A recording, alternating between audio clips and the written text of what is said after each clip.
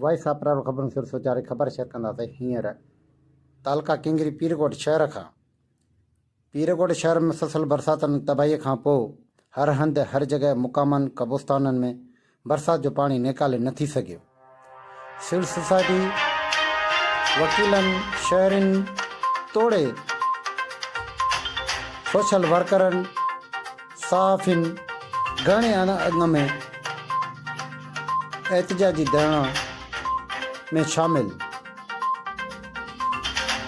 पीरकोट press club अॻियां शहरियुनि civil society social वर्करनि सहाफ़ियुनि वकीलनि तोड़े शहरियुनि घणे अङ में शिरकत करे धरणो हणी वेही रहिया।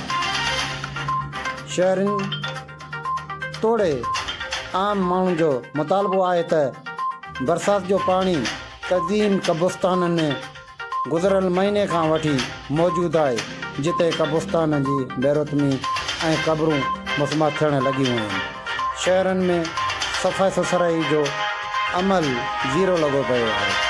वॾो एहतजाज ऐं धरणनि वारनि जॻह ते सहाफ़ियुनि खे पंहिंजा दलील ऐं वीचार ऐं वकीलनि इहो चयो त इंशाअल्लाह शहरी गॾिजी करे हिकिड़ी लाइ अमल जोड़ियो वेंदो, जेको कोर्ट ज़रिए पटिशन पिणु दाख़िल कई वेंदी। असांजो मुतालबो आहे त क़दीमी कब्रिस्ताननि में जेको बरसाति जो पाणी बीठल आहे उहो फौरी तौर ते निकाल कयो वञे ऐं शहरनि में जेका बेचैनियूं आहिनि उहे ख़तमु कयूं वञनि।